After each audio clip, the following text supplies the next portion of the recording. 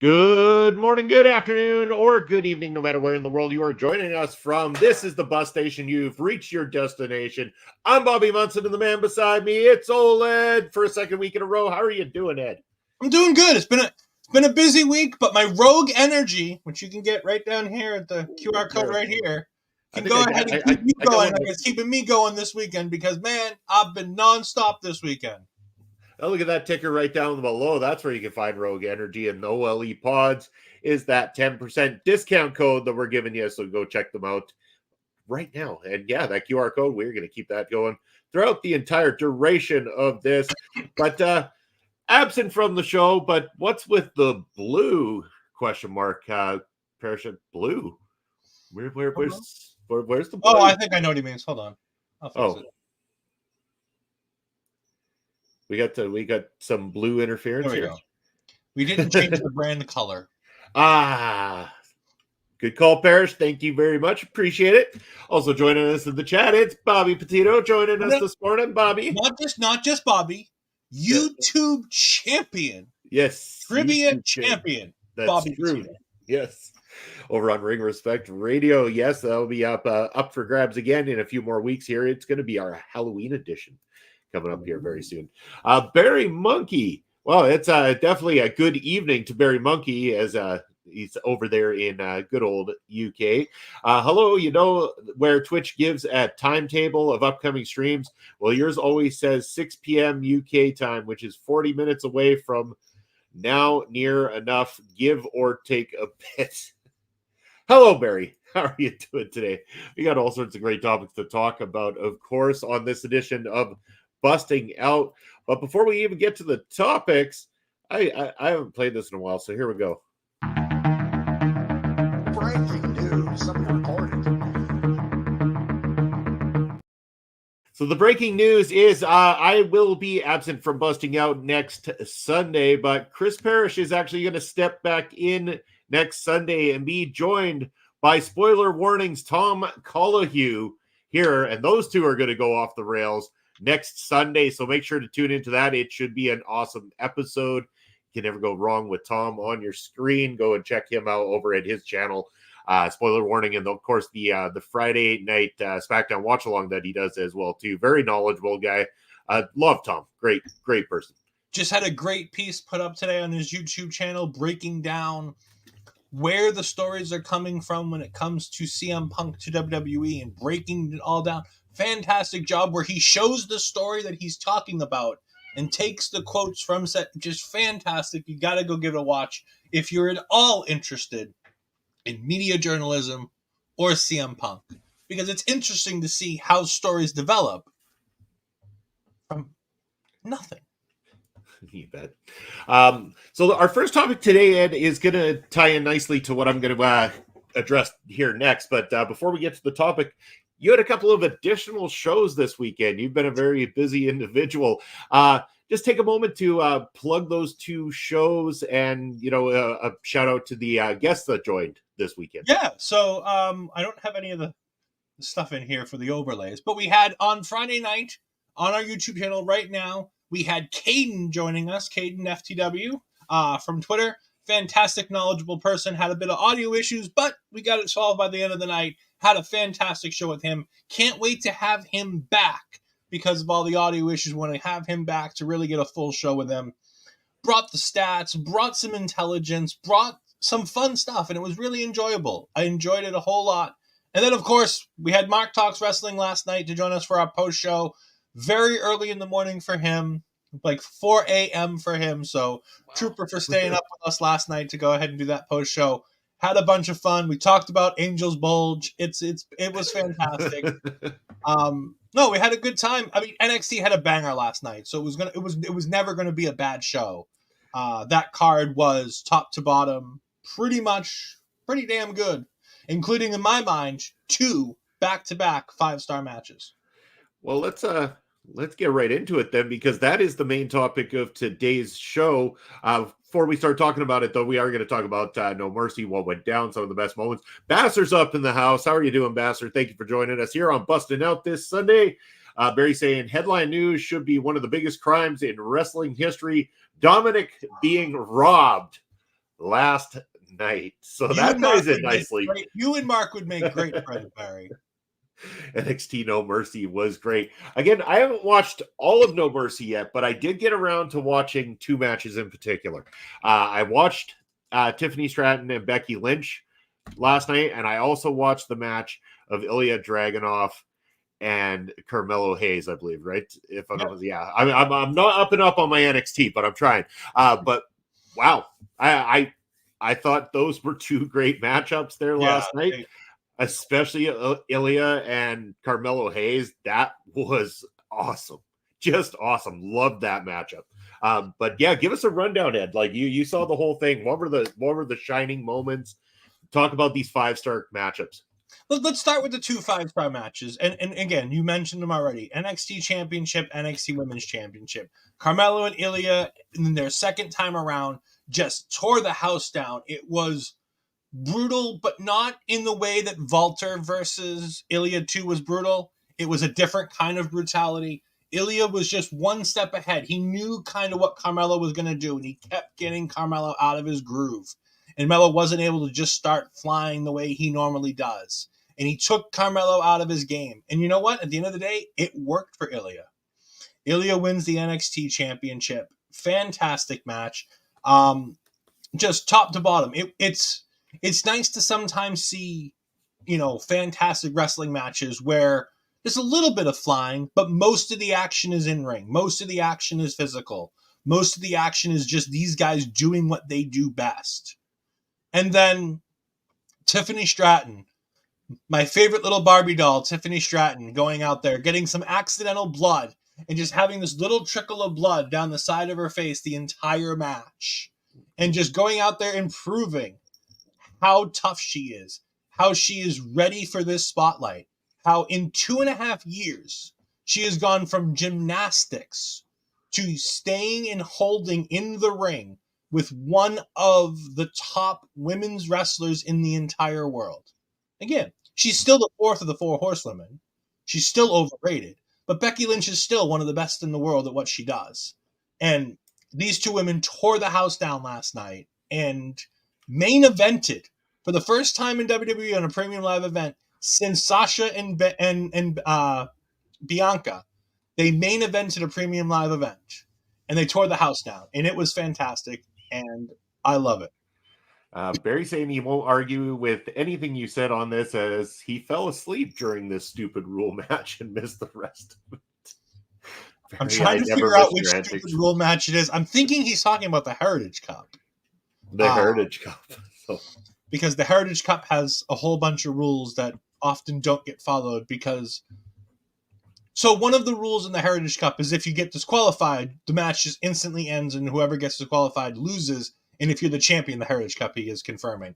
If you lose a Heritage Cup match, you lose the Heritage Cup. It's not one of these only pinfall or submission. It's if you get disqualified, you just lose. And Noam Dar made, as pointed out by Vic Joseph on commentary, it took a total of 7 people to defeat Butch last night. All 4 people in Metaphor were involved, plus the 3 members of Gallus. Which, by the way, Mark Talks Wrestling, biggest Gallus fan in the world. Loves them to death. I had a special graphic made for him. I had special music for him when he was on the show last night. It was fantastic. He was loving it. And by loving, I mean hating. But still, it was fun. It was fun for me. So it means it was fun for everybody. Wonderful, wonderful. But going back to Dominic and Trick Williams, that match was great. That match was fantastic. Trick Williams proving that he can hang with, bigger talents. Dominic Mysterio may not be a veteran talent, but he's a bigger talent. And again, this fake news from people like Mark and people like Barry who think Dominic was robbed, when you bring the title into the ring and you hold it at your face and somebody kicks it into your forehead, it's kind of your own fault. So, I don't know. I don't think Dominic got robbed at all, but...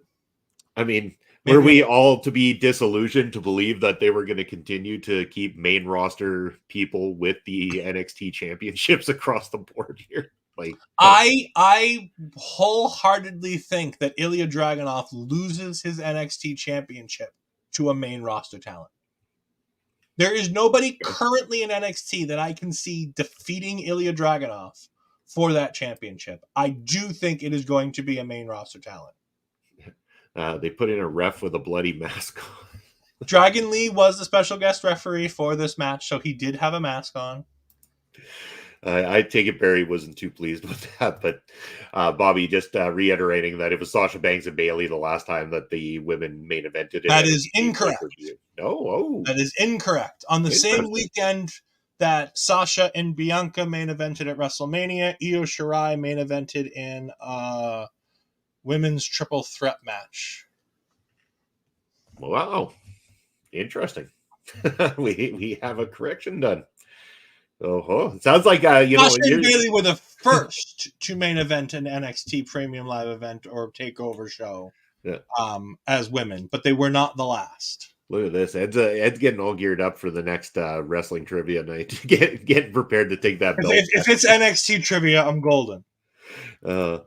And Mike coming in. Mike, how are you doing this morning? Thanks for joining us here on Busting Out. Io Ripley and Charlotte was the match that you were referring to. That is correct. There we go.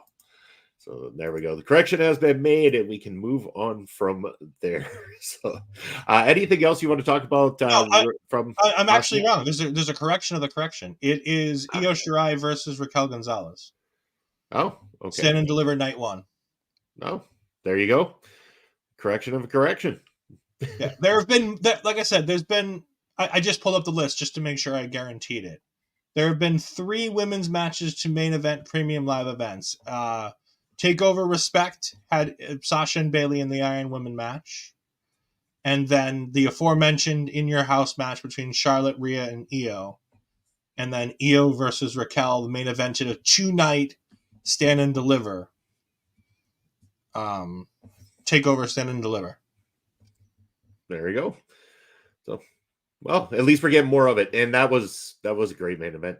It was the correct call. I was surprised by the call, but it was absolutely the correct call to have Becky win that match. Although it did definitely leave a lot of people expecting something that was never promised, which was the debut of Jade Cargill. Yeah. Barry's saying, I can't remember the last time the women main evented an Impact. I'm assuming that's PPV. Yeah, PPG. It's supposed to be PPV. What is it? Paper-gander? As happens so often. Hard to keep track because Impact is just better. I knew it was coming sooner or later. I mean, I will give Impact this credit. Impact does have their women main event shows a whole lot more often than every other place. However, I will also make it very well known that 2 things. The gap between the women's stars in Impact and the male stars in Impact is vastly different from the level of stardom from all the other divisions that we're talking about. Yeah. Mike saying, and WWE has said that more main event talent will be on NXT as an ongoing thing, so they can hopefully raise numbers up. Yep, they're trying to raise the numbers so they can get a better deal for whoever buys the TV rights to NXT. Yeah, who do you think's going to get that? Or are they going to go completely different here, or are we expecting something massive from an actual TV network? I don't know. I'd like to say USA keeps them because they just bought SmackDown, so I would imagine that they're not going to buy Raw and NXT unless they get it at a discount, and that doesn't seem to be the way TKO is going to operate. Yeah. Well, apparently, the men's division in Impact isn't so great according. I don't want to say the men's division in Impact isn't good. I'm just saying that their star power level for their women's division is higher than most, and that their men's division star power is lower than most. So it's more easily acceptable to have your star power women main eventing shows. For sure. Also, Impact better _ question marks, because Impact needed 2 nights to do a 1,000th anniversary show. You only have 1,000th anniversary show, so if you do it over 2 nights, it's 1,000 and 1,001. So I don't want to sit here and Hey, some TV shows have done this same exact sort of thing. WWE has never done an anniversary show over 2 nights. That's because WWE has enough shows over the entire week to get it covered. Good morning, Astrid. How are you doing? Hey, good to see you. Ed, don't be hating. You can't be hating. You know what? Parrish added to the list. Apparently, Parrish has got some Ed hate list going. So we're gonna release doing an anniversary show for 2 nights in a row for 1,000th episode. We're gonna release the Ol'Ed hates table coffee book. So, it'll be the new bathroom reader of the future, right there. So, but where were we? I want to touch on. Nope, sorry. Going too fast here. Jade Cargill, was she announced for the NXT Women's Breakout Tournament? No? Nope. Okay. Oh, wasn't. Okay, wasn't announced. Okay, so that's still a thing. She's saying watch all shows in order to find out where she goes, as far as I have seen. So, you expect her to show up in any capacity on NXT, or is this a bypass? I expected her last night. I'll be honest. I had two elements of why I could have expected Jade Cargill last night. I could have expected her for the breakout tournament to be in the tournament.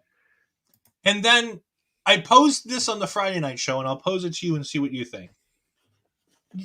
You and Papa Smokes love your old school wrestling, right? Yeah.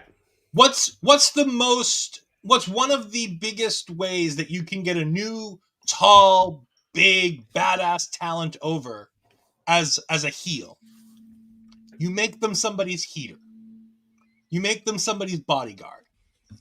I thought in an Extreme Rules match, it would have been fantastic to have Tiffany pay Jade Cargill to be her bodyguard and win the match that way by having Jade be the one to finish off Becky. And then you can go ahead and have Jade continue to work in NXT as a bodyguard as she gets her in-ring style up, as she gets time in the ring. And then when she's ready, she turns on Tiffany, wins the NXT Women's Championship, and then you're off to the races.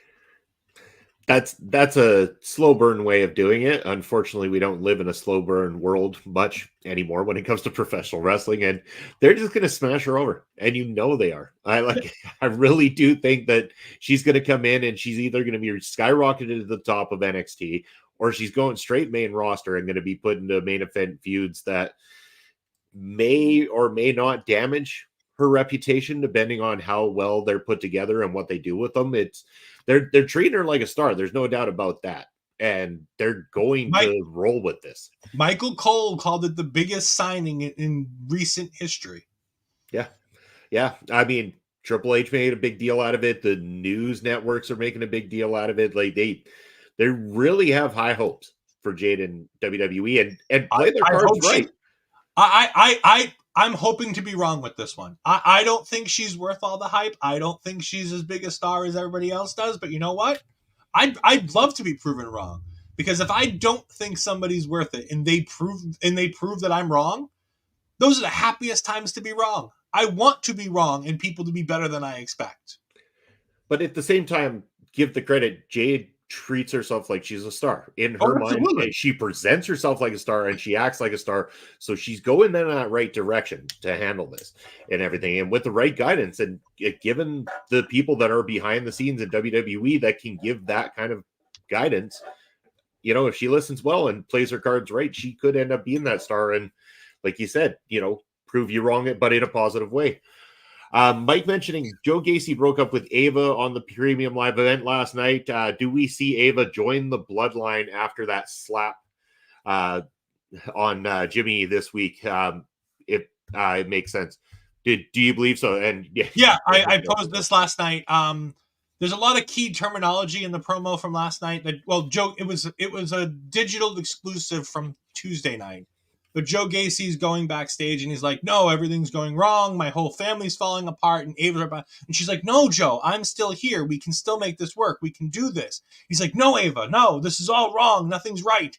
This isn't the right family for you. You need to go find another family. Interesting. And with Ava being the daughter of The Rock, mm-hmm. and with The Rock being loosely tied to the Anawaki family, not as tight as everybody else is, but she is technically sort of kind of a part of the Anawaki wrestling family. Yeah. They all have branches. It's a slightly different branch from the rest of them, but it makes a lot of sense that she would then join the Bloodline. And as Mike brings up, having Michin slap Jimmy this week, Jimmy goes ahead and since he can't get his wife because she's under contractual obligations and Impact, that it makes a whole lot of sense to have her. And again, I don't think she's the greatest in-ring talent currently. She needs some work. But like Barry Monkey says, she's secretly and unless she's secretly massively improved, I wouldn't put her near the main roster. I do think that it makes a lot of sense to put her up there with some more talented people and give her the opportunity.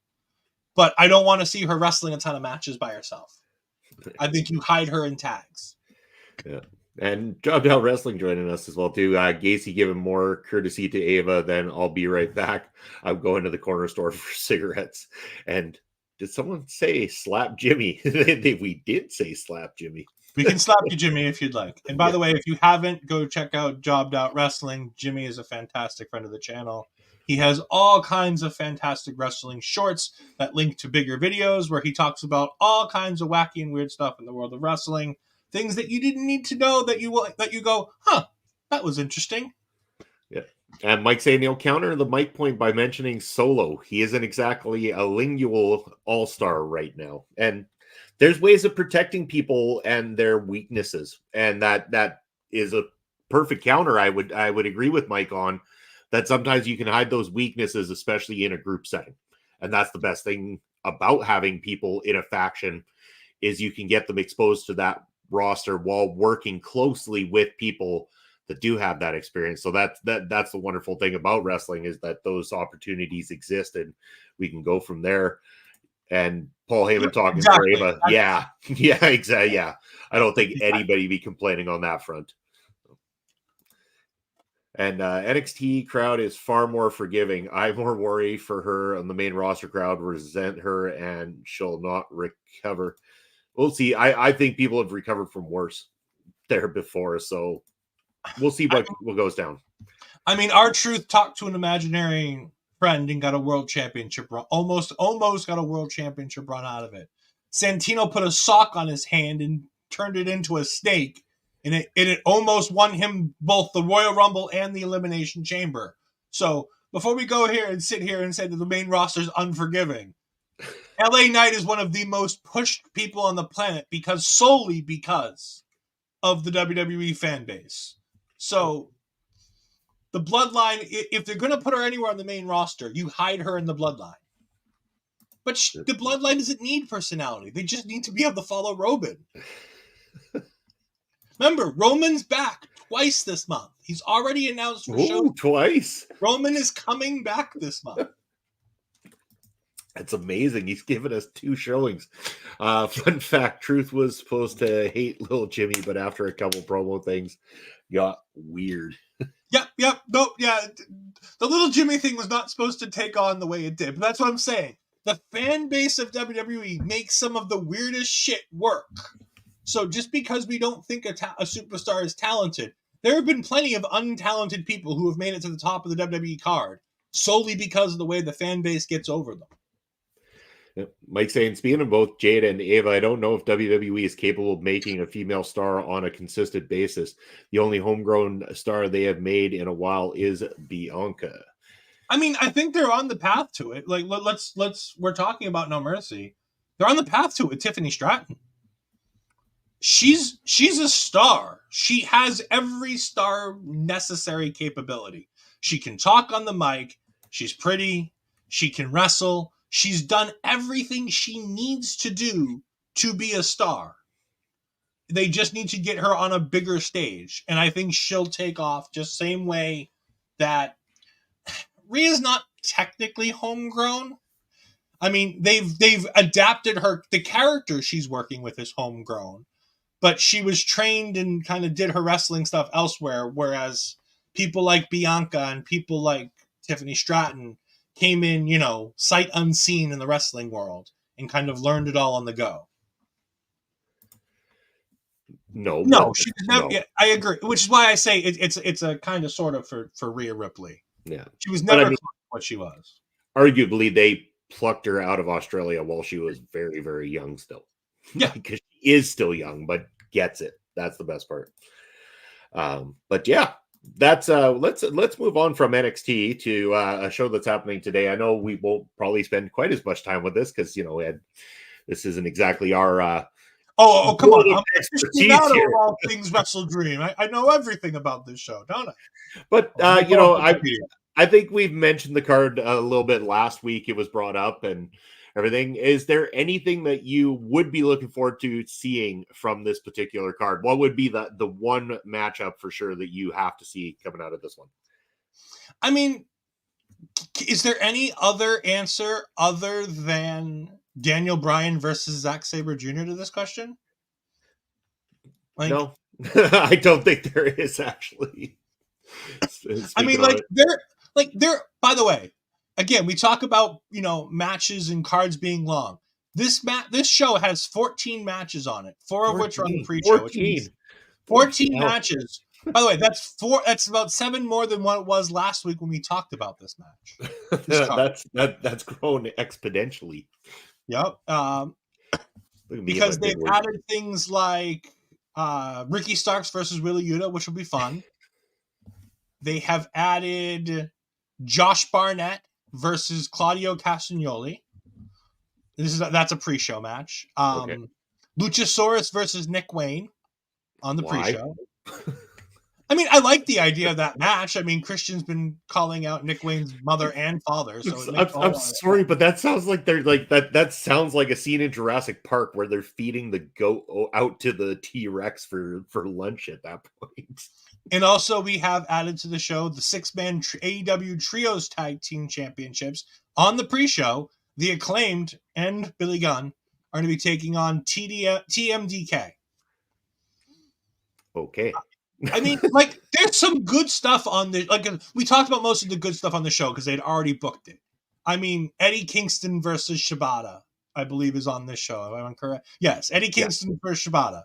I mean, that's fantastic. Christian Cage versus Darby Allin. Christian Cage might be doing the best work of his career right now. Oh, Christian Cage has been great, and I actually am looking forward to him and Darby. I really am. I think that Harris is right here. Yeah. Claudio going from Ring of Honor champion to pre-show, and people dare question his booking in WWE. I mean, I think this one happens to do more with his opponent than anything else. Like, they're not going to put Josh Barnett on the main card, nor would I. Like, I have zero interest in watching Josh Barnett do a wrestling.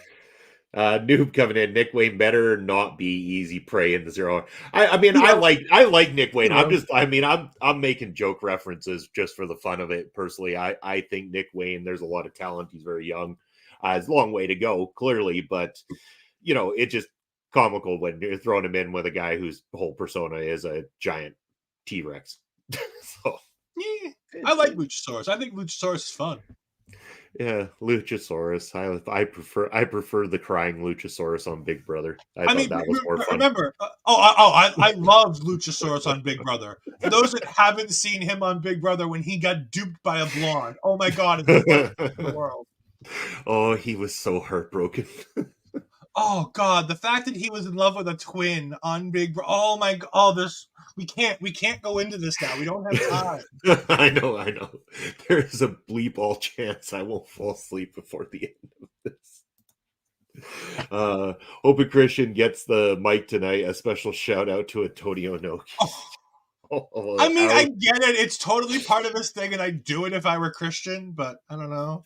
Inoki would probably want him to too. That's the thing. Like, Inoki was all about the business and go ahead and make it work. So, Noob, there is one singles women's match on the show. There is, however, a second women's match where we have an 8-person mixed tag match between Shane Taylor, Lee Moriarty, Diamante, and Mercedes Martinez taking on Kojima, Keith Lee, Athena, and Billy Starks. There you go. I don't know how to say the first name for Kojima. I'm not enough of my wrestling. It's like Shosuke. He's the bread guy. He's the old bread guy. This is where, or something like that. This is where we need a run in from Mel and Andre C. Yeah, it's definitely where we need them. Definitely doing something like that. Where are they? I know who Kojima is. I know Kojima is an older, talented guy, but Kojima. Like I don't know how to say. Yes, I can say Kojima. That part's easy. I don't know the first name. This is too much fun. But yeah, I mean, Danielson, Zack Sabre Jr. Let's not get ourselves. That's gonna be awesome. How can you not go wrong with Zack Sabre Jr. versus Bryan Danielson? How can you go wrong with Daniel Bryanson or Bryan Danielson? Daniel Bryanson. Daniel Bryanson. Well, I'm off my game this morning. I'd love to see Christian and Dom in a segment asking Dom if he wasn't a New Day and then start going full Aussie Open later. That one didn't land like you thought it would. I don't think it. Yeah, I think there was some grammatical stuff in there that might have helped. I've seen AEW's women's wrestling. I don't object so much to only 1 or 2 matches. Hey, now, Barry's just burning it down. Oh yeah, new dad. Okay, that makes a whole lot more sense now. Yeah. Okay, that definitely makes sense. Yeah.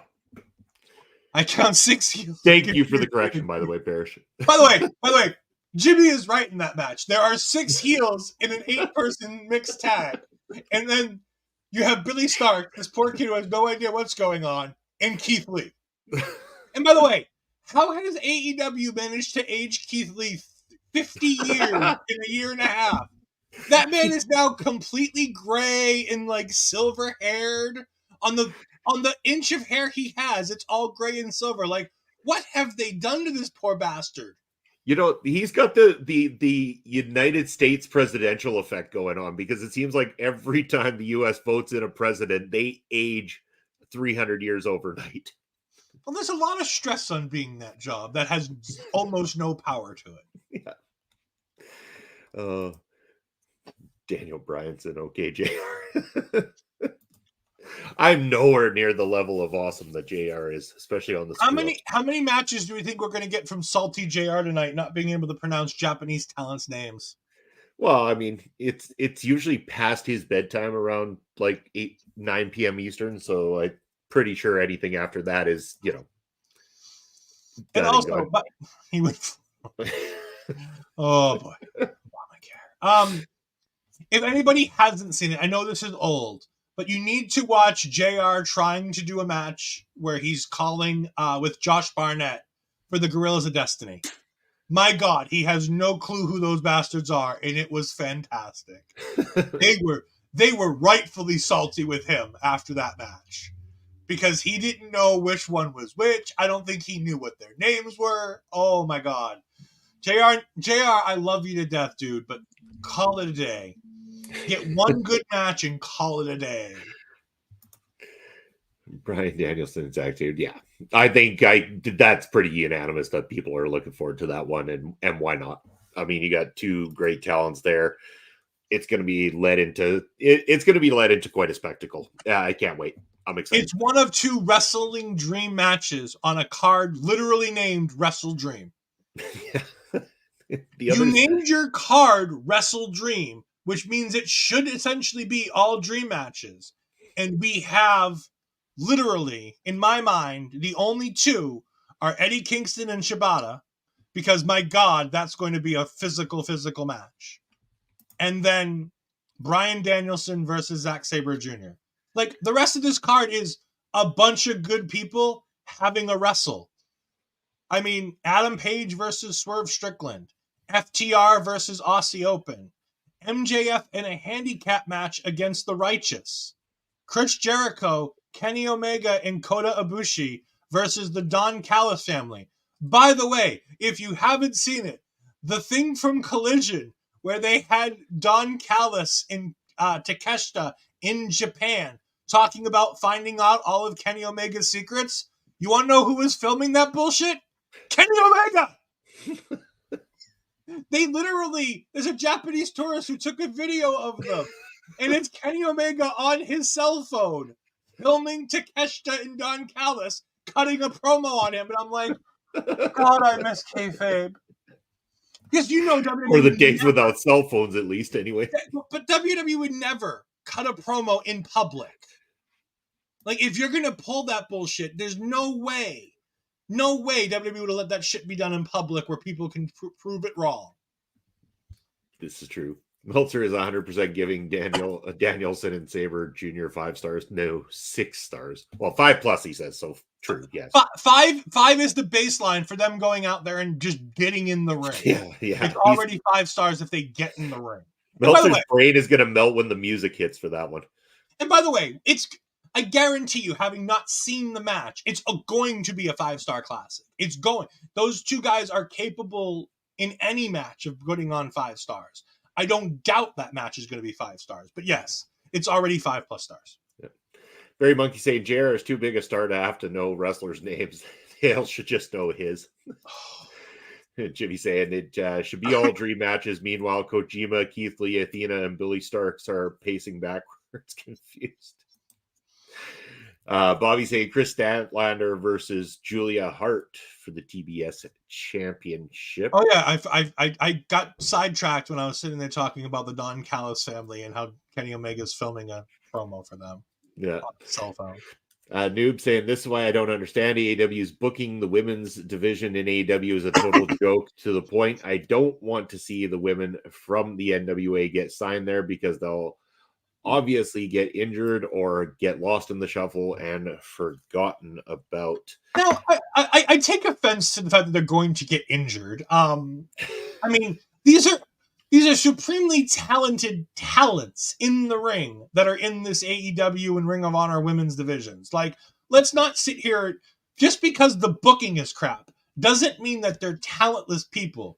Britt Baker, Hikaru Shida, Paige, Saraya, whatever you want to call her, Toni Storm. These people are fantastic in-ring talents. Athena, Billy Starks. If you haven't seen Billy Starks wrestle, you're missing out, because that girl is the future of the women's division and women's wrestling at all. This girl is phenomenal. And Julia Hart is a talented wrestler. Is she on the top level? No, she's not on the top level. But she's a talented women's wrestler, and I'm glad she's getting this opportunity. And honestly, the NWA women would be in a better position being signed to AEW and just being able to say that they're AEW signed talent than being in that cesspool that is known as the NWA. You bet. Jimmy saying, I laughed so hard when I saw that pic of Kenny and his red iPhone filming. They could have brought anyone to film that. Could have used Cutler. Yeah. Meltzer already bought steaks and lip balm in preparation for Danielson. Probably. Yeah.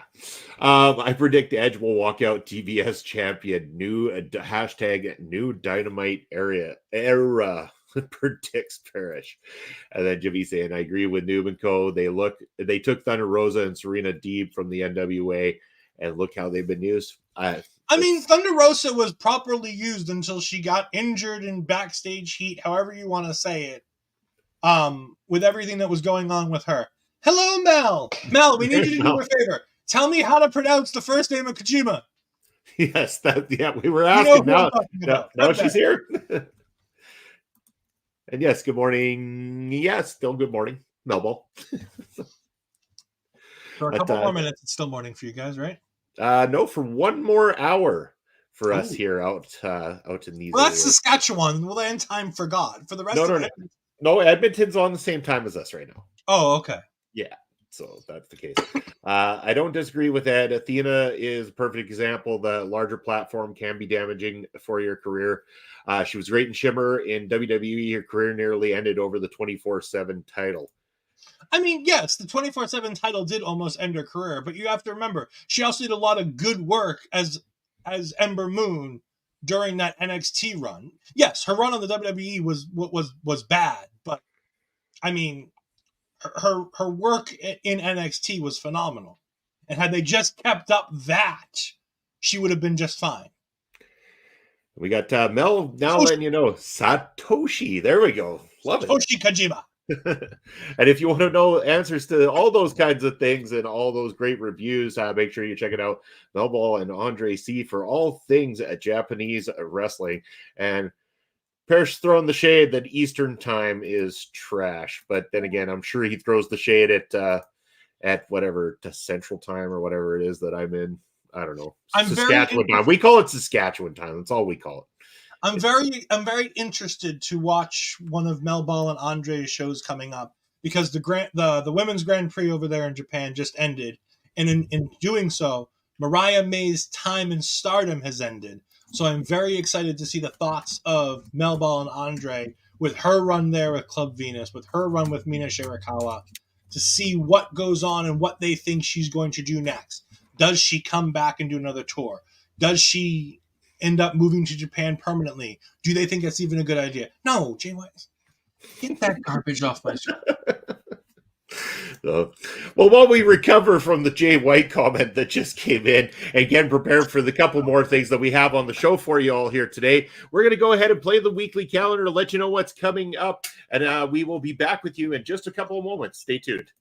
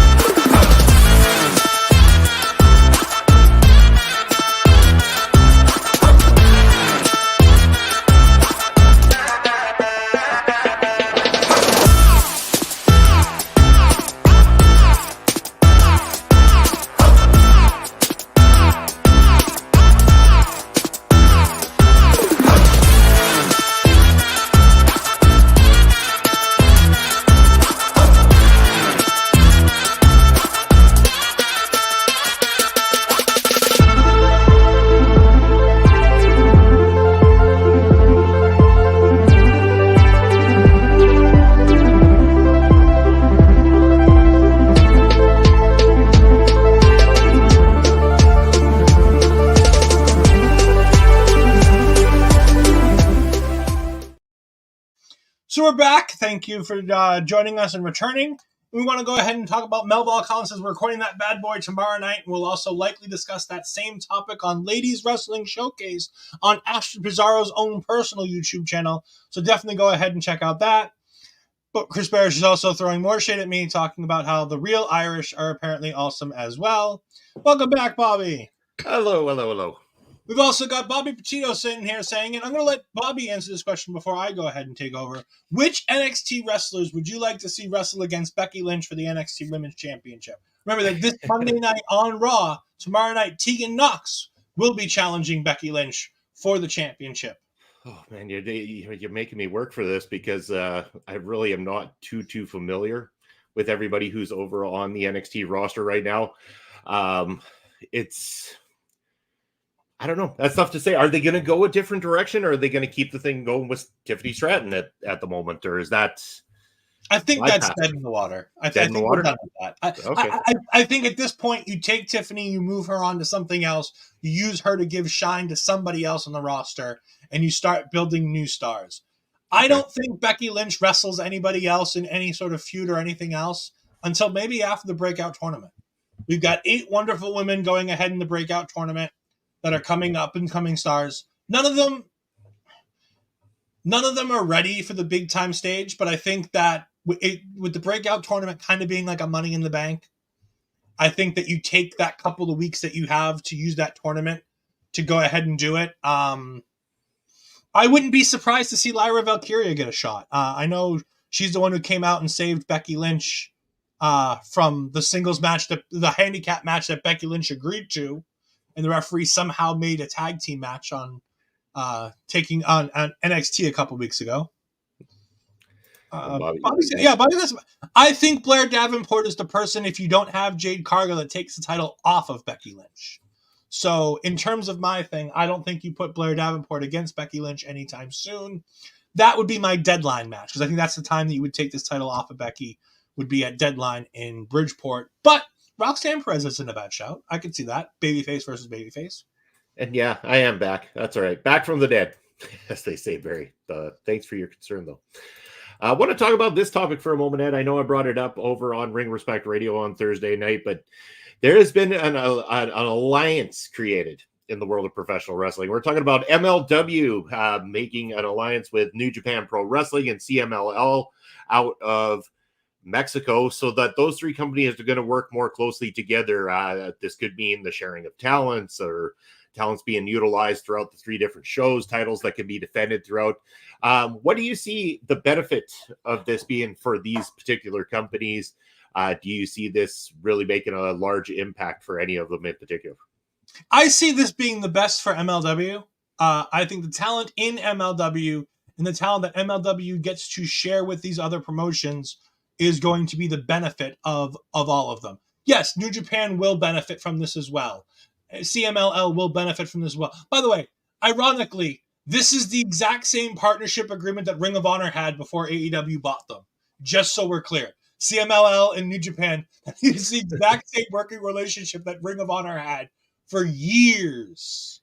So again, like she says, that joining that can only benefit all involved. I agree. But I think the biggest benefit is going to be giving a new set of eyes, especially the Japanese and Mexican eyes, those hardcore depth, dying in the trenches fans, giving them the chance to see somebody like Alex Kane, getting them the chance to see the Beaumaye Fight Club, getting them a chance to see people like Delmi Exo. Obviously, Delmi Exo can't wrestle in New Japan. She may wrestle in Stardom. But, I could see things like that going on and going great. Also, CMLL has a ton of talent. Are they AAA? No. But you know what? CMLL has some fantastic talent. Matt Taven went down there to great success over the course of the years. So I see this being a fantastic deal for everybody. But in my mind, it benefits the most MLW. Well, and they're already using this as part of a storyline basis going into Slaughterhouse for MLW as well, too, because they did announce on Fusion that they are going to have Rocky Romero coming in to take on Akira. So this is going to be a promotion versus promotion style matchup, but clearly it's just a one-on-one having the talent crossover, which is something that MLW has done all their career. I mean, we're talking about a company that prides themselves on these international working relationships and allowing the talent to come in and work together. So cross promotion's been great. Jimmy saying, I'd love to know how AAA feels having let MLW resume Lucha Underground now that they're partnered with AAA's blood rival. I don't know the full details of what went down there because they did have that working relationship with AAA. They were having a lot of the talent crossover between those two companies. So I don't really know what put a stop to that or if that door is completely Tony closed.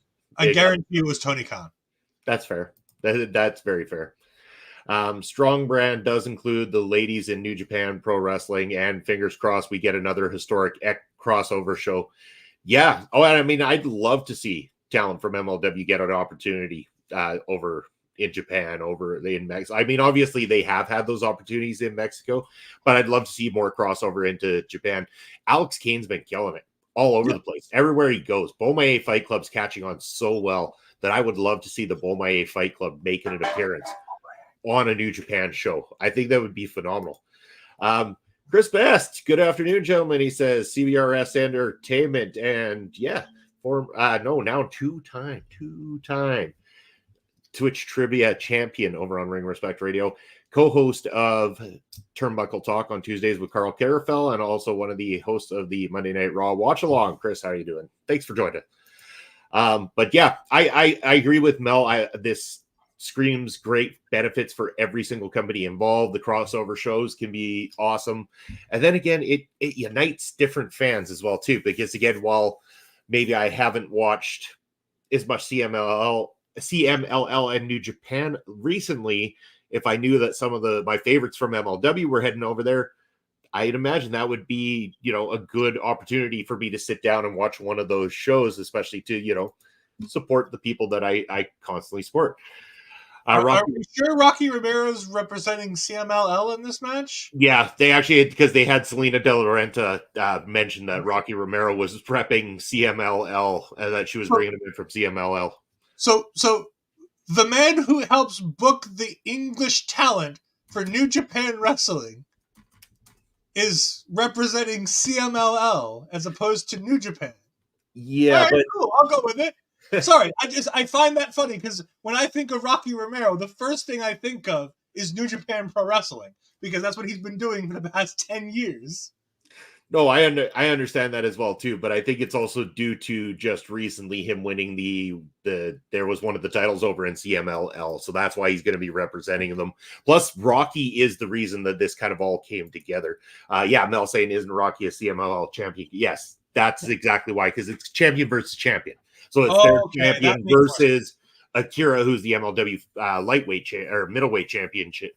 They're going to be taking a part of that particular night. And yeah, the idea is that Selena De La Renta, I guess the story is that she's kind of behind this on screen anyway, kind of thing. So she's going to be bringing in the talent from CMLL to kind of form her new faction that's going to be going forward to kind of invade MLW and try to take all the gold over to her side. So it's good. I love when they do these inter-promotion things. It leads up great to when they do the War Chamber matchup coming up as well too, so that you can have maybe an international War Chamber match. Would be fantastic to see. You know, you have New Japan, CMLL, and MLW represented inside the War Chamber. I think would be a fantastic opportunity. Yeah, I love when wrestling promotions work together because it makes it great. The hardest thing about doing something like this is getting everybody to agree. I mean, WWE and Noah just formed a partnership of sorts in terms of one of the, I believe, television partners for Noah being the partner for WWE, and the potential that there's something there between those two companies. So yeah, no, other promotions forming a talent exchange or going ahead and working with these alliances and these strategic, things to help bring all the companies up. It's the best for the entire business because it gives all of these fans a chance to see wrestlers that they may not ever get to see. Yep. Agreed. Ed, earlier in the day, I think I heard Barry saying that, he might not quite make it to the end of the show. He might fall asleep, but Barry, I got you, my friend. I was thinking about Barry and how much he just adores and loves Impact Wrestling. So I thought I'd bring it up here today. Impact Wrestling's Bound for Glory is on Saturday, October the 21st. From what's been announced so far, Ed, is anything standing out to you personally on this card? There is one in particular I have to say, I mean, Trinity versus Mickie James, I think is a show-stealing matchup in the making. I mean, obviously that's a show-stealing match as I pull up the Wikipedia to find out what's actually going on for this show. Because I honestly don't know. Yeah, that's real. I mean, Will Ospreay versus Mike Bailey is going to be a killer match. It's still early. We still don't know a whole bunch of the things. I mean, this is one of the problems I had when they put the World Championship on Alex Shelley, is we're getting these kind of lackluster World Championship matches where we have Alex Shelley versus Josh Alexander. And it's like, I love Josh, but I don't want to see this match because it's Alex Shelley. Like, he's not a world champion. I will continue to say this. Alex Shelley is not a world champion. Yeah, Andre and Mel just met Mike Bailey at LPW Speedball Strikes Back. They have the Chop Talk episode. I just got the notification as we were live. So definitely go ahead after this. Go ahead and check them out on their YouTube channel. You can go ahead and check out that as they review the LPW show. I mean, how can you go wrong? I heard it was a really good show. Yeah. I haven't been there, so I wouldn't know. I don't watch the shows. I'm blocked. Oh, poor you. I just a quick shout out based on that, just quickly. Riley Cruz, PPW Academy graduate who has had a few matches with us here, made his debut at their card last night, and rock on, Riley. Keep pushing forward. Mike Bailey versus Will Ospreay, Trinity versus Mickie James. I'm with you on that, Bobby. Those two matches definitely are great. Barry saying Kenta versus Saban. That'll be fine. Yeah, that'll be fine. I'm not a big Kenta. I apologize to everybody who's excited about Kenta. I'm not a big Kenta guy. I'm just not. That's fair. I think he's great. I think he's fun. He's just not. Mel saying it was a tremendous show all around. Mike Bailey was a privilege to see live after talking about him on the Best of the Super Juniors. So, yeah. I mean, Mike Bailey deserves the world. Like, he deserves every opportunity he can get. Yeah. The fact that things didn't work out for him with NXT, with the contract that he had signed there, and how it never really worked out, and his time and Impact and his time everywhere else around the world. Mike Bailey deserves the world. So good for him. Mel saying New Japan Pro Wrestling hasn't done well with Kenta since he came back. And I want to go back. Oh, sorry. I was going to say, you want to go back to this for a minute, Chris? No, yeah. I did not see that yet, but I don't know how I feel about that. I get it based on the theme of the show, but we know from history what these types of matches can be. And now, just so I'm correct, Chamber of Horrors is the WCW Chamber of Horrors match with the electric chair in the middle of the ring, right? Yes. Yeah, that's what I'm like. I don't know. Just wanted to make sure I was on the right dog shit match. Yeah, okay. Yeah, exactly. Dog shit is a nice way of putting it for sure. Don't forget Tommy Dreamer versus someone. Don't care who. It involves Tommy Dreamer. Do people still like Tommy Dreamer that much? No. I was never really a Tommy Dreamer fan to begin with, personally. Tommy booked himself the Digital Media Championship over Kenny King. There's a Digital Media Championship? What the fuck? Seriously. Hey, I mean, according to Barry, Impact's the best. Impact #1, but Digital Media Championship. I like what they do sometimes, but come on, how marky can you get when you start putting in media championships and stuff like that? Well, like, so already too many belts as it is. Like, ugh. So the Digital Media Championship, for the most part, was designed by the way, it was designed for Zack Ryder, for Matt Cardona. Yeah, and he called himself the Digital Media Champion because of social media and things like that. This is about that they would do digital exclusives, and every week it would be like the Digital Media Championship, and it would solely be on YouTube, Twitter, things like that. It's now being more defended on television as well, but it was essentially started around that whole idea of having a title that was defended on the social medias, the digital media, as opposed to the television. Digital media, that's another Impact innovation. Forget TV titles. How about forget most titles? I do. I mean, I don't know. So, yeah, so it's basically like a TV title, but they didn't want to be marky and call it a TV title. So they went ahead, like before, when they had the TV title before, and they decided to name it the Legends title because it was being held by Kevin Nash and Booker T and people like that. So they made it the Legends title. Well, they just make a people over 50 championship. Like, they just start doing age groups while we're at it. Like, by the way, we rag on Impact Wrestling. It's only because Impact Wrestling does silly stuff like this throughout their entire existence. Everybody does silly shit like this, though. Everybody. I love Impact. Don't get me wrong. I want the best for Impact. That is the wrestling company that will not die. That company should have died 40 times now, and that wrestling company refuses to die. I want the best for them, but they do such silly stuff sometimes. Well, speaking of silly stuff and companies that should have almost died many times over the years already, let's talk about our last subject of the day. And I'm curious to know what you know about the recent resurgence of Ohio Valley Wrestling, OVW, now that they have got the documentary Netflix that has been, quite well received both by fans and even casual fans around the world. OVW now seemingly selling out shows on their local market once again. People being turned away and upset that they've traveled out of state to come to some of these shows. I'm not quite fully through the entire docuseries just yet, but I'm kind of curious, have you checked any of it out, Ed? What have you seen from this resurgence of... I have not. I've been paying attention briefly to some of the things in Ohio Valley Wrestling. I think it's great to have a promotion like Ohio Valley Wrestling. For those who don't know, it's a former WWE developmental territory that has since gone on their own with the creation of Florida Championship Wrestling, which replaced Ohio Valley Wrestling for WWE's developmental talent, which then became NXT.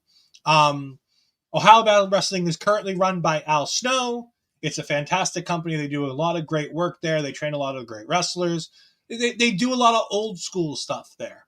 They're currently running a storyline where Big Brothers, yes, we're bringing up Big Brother again. Yes, Jesse Goddard is in a feud for the NWA World Championship. Mr. Spectacular himself, Jesse Goddard's the best Big Brother participant ever. I don't care what you want to say. He is the best Big Brother participant ever.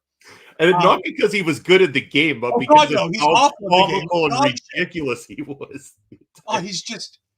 Like, they brought him back as the gorilla. They brought him back as Santa Claus. That was the best Jesse Claus. That one was fantastic. When he was giving everybody healthy food in the house. I could do shows on Big Brother and Jesse. Well, and then that little promo work between him and Luchasaurus that one season when he hosted one of the events too. So yeah, I mean, all kinds of good stuff going on there. But him and EC3, and by the way, EC3's crew being the most motley crew of all people, they got like Mahabali Shira from Impact and EC3 and all kinds of crazy crap like that. It's just fantastic. He was in Pandora's Box Twist a couple times.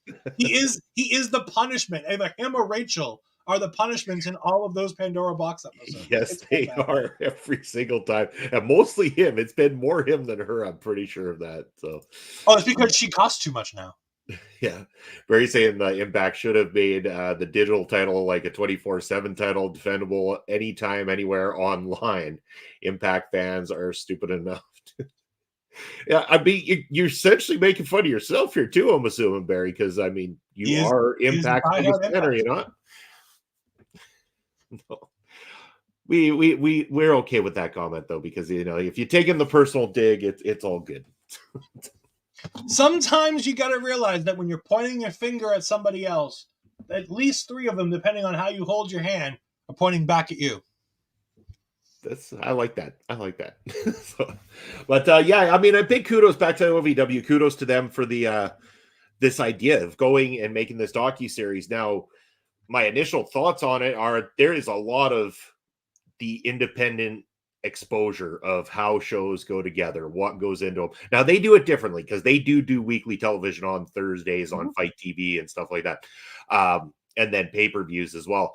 So there is a lot of like behind the scenes, how people interact backstage, talking about how the show goes together and all this kind of stuff that exposes the business. And sometimes I wonder, is too much exposure too much for everybody? Does it take away some of that kayfabe that we mentioned earlier in the show that, you know, we wish would be back? When, you know, you see Kenny Omega filming a promo of somebody cutting a promo on him, you know, does it break that fourth wall just a little bit too much? But so far, I think it's been treated with a lot of respect, especially for a presentation on Netflix about professional wrestling.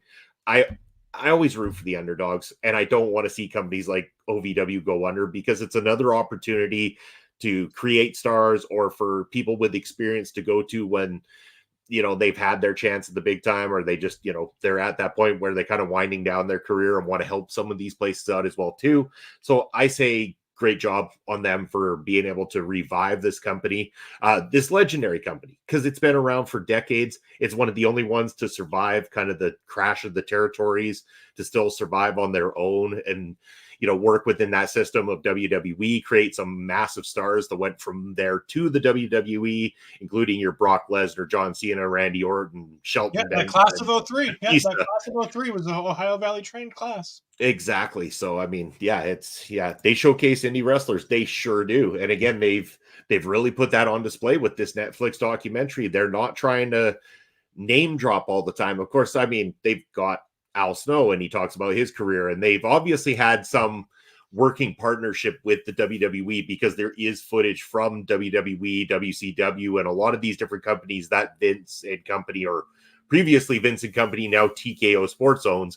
But yeah, it's used within this documentary, and I thought it was well put together. I'm looking forward to finishing it up, seeing what the rest of it's like. But kudos to them. And I always want to see younger companies thrive, or not younger companies, but smaller companies thrive as much as possible, that people can have a home they're comfortable at. Yeah, promoting supporting your local indie wrestling is the biggest way to make sure that the wrestling business doesn't die. Yeah, because the best place that places like WWE get people is from your local independents. Your AEWs, your Impacts, your WWEs. All of these stars were, for the most part, independent wrestlers at some point in their career. Support indie wrestling. See the future of the. And isn't that Ohio Valley's tagline? See the future of tomorrow today. Yeah, exactly. By the way, I can't wait to hear Carl's thoughts on this documentary series if he hasn't already given them. I'll have to definitely go back and pay more attention to them, because I know that OVW was a sponsor on Turnbuckle Studios for a long time. Well, Turnbuckle had a partnership with Ohio Valley Wrestling.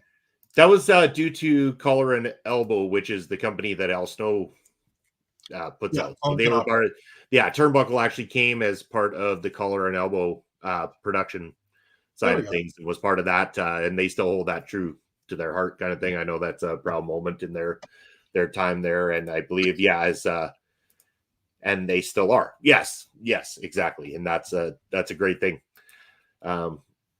Let's be honest, we are adults watching this nonsense. We can't really be too pompous about wrestling. It's very silly, and we should all probably be doing something. No, we shouldn't be doing something better. I love being an adult that watches professional wrestling and talks about professional wrestling and is involved in professional wrestling. I don't care how silly it is.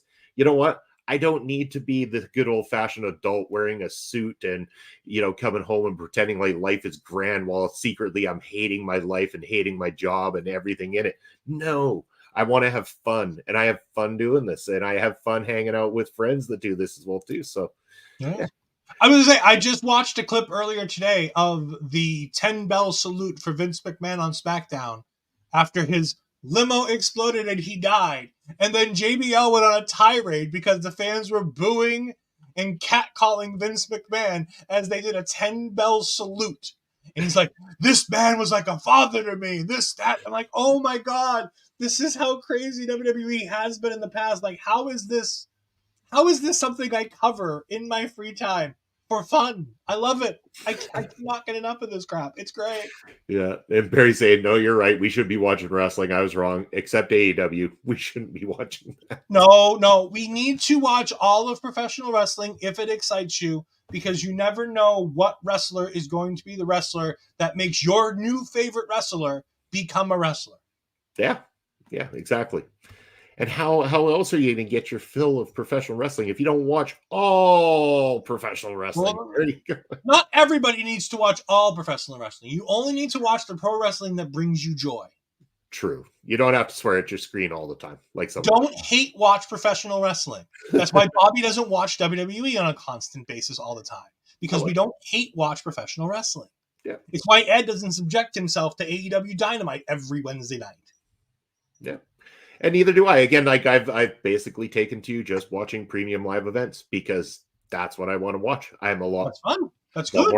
I'm a lot more intrigued by watching full wrestling cards than watching the weekly programming that supports it. But again, that weekly programming helps them out and people enjoy it. Go for it. I'm not bashing it. Go for it.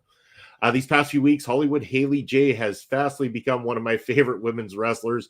And again, that very much on display because of that documentary on Netflix. Young, got a great career ahead of her.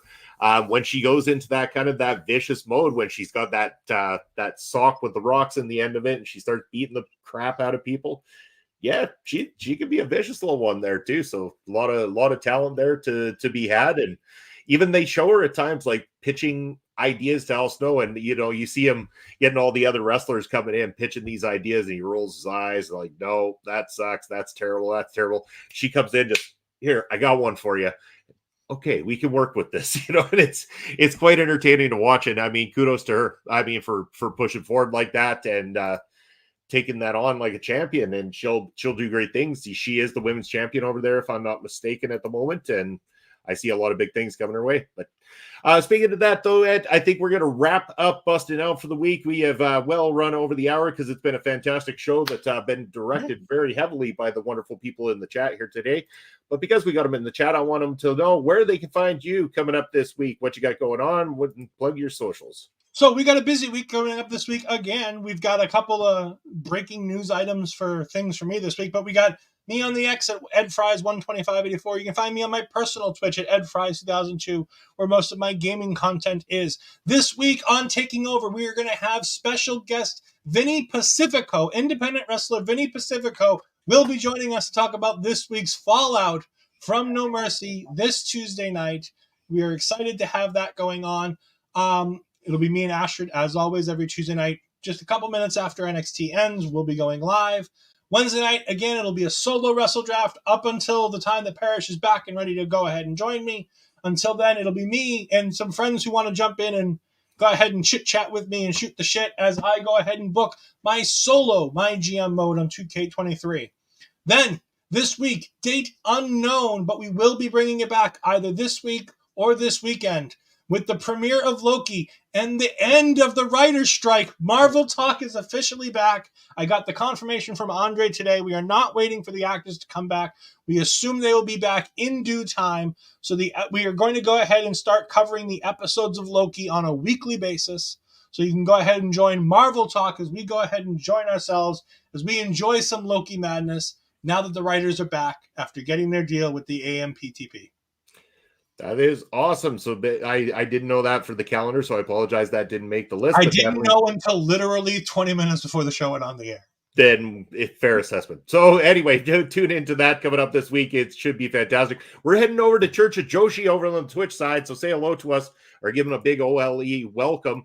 I'm going to go and throw ahead my ticker there that you can follow me on. Again, I will only really be in capacity on Thursday night with Papa Smokes this week. Ring Respect Radio comes at you with an all new episode. Might have some reviews coming up here as well too. Or no, actually two things this week. Friday, I've also got the premiere of Beats and Beatdowns. Myself and Carl Carafel bringing back season 3 of the show Beats and Beatdowns for you guys. That's coming up this Friday evening, so make sure to check that out as well. As mentioned before, I will not be on Busting Out next Sunday, but Chris Parrish is going to be stepping back in at the helm. He's going to be joined by Tom Collahue here on the show, so make sure you're tuning in and having a great time with those guys as well too. For all of us at OLE Podcast down below, that's where you're going to be able to find us. That ticker right there. Make sure you're following us on all social media as well as on Twitch and YouTube. That is going to wrap it up for this week. We thank you for joining us. From myself, from Ed Fries, take care, everybody. And until next week, you've been busted.